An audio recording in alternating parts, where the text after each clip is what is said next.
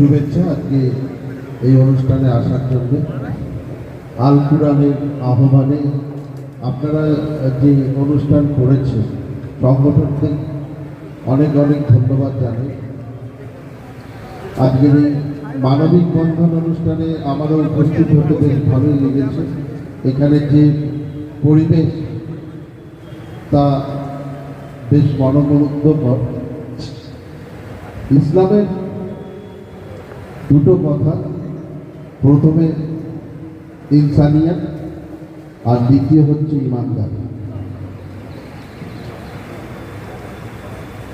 ইনসানিয়াত এই কারণেই এসেছে, আমাদের ইসলাম ধর্ম আসার আগে আমাদের নিজেদের মধ্যে যে যুদ্ধ বিগ্রহ চলছিল, যখন মানব সম্পদ ধ্বংসের দিকে এগিয়ে এসেছিল, তখনই আমাদের নবী সাহেব মানুষকে কিভাবে চলতে হবে সেটা শিখিয়ে গেছে।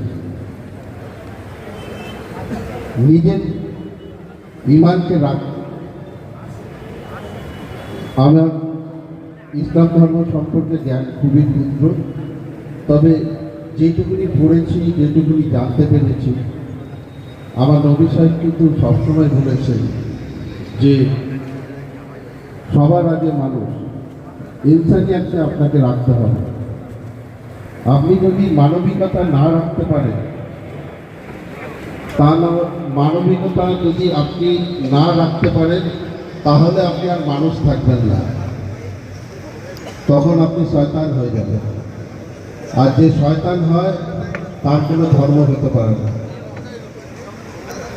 সে সবসময় চাইবে নিজের আখের গোছাতে, আর নিজের আখের গোছাতে গিয়ে তখন সে তার ভাইকেও ছেড়ে দেয় না, পাড়া প্রতিবেশী তো অনেক দূরের কথা। তাই আমাদের সবসময় ইনসানিয়াতকে রাখতে হবে এবং ধর্মের প্রতি কোরআন আয়াত সূরাতে যে সকল কথাগুলি বলে গেছেন আমাদের নবী সাহেবরা, তাদের কথা মেনে চলতে হবে। তাহলেই আমাদের ইসলামের যে শান্তির বাণী সেটা আরও বেশিভাবে ছড়িয়ে পড়বে।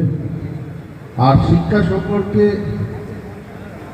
পরিষ্কারভাবে বলা আছে যে আমাদের জ্ঞান অর্জন করতে হবে, সবসময় জ্ঞান অর্জন করতে হবে, তালিম নিতে হবে।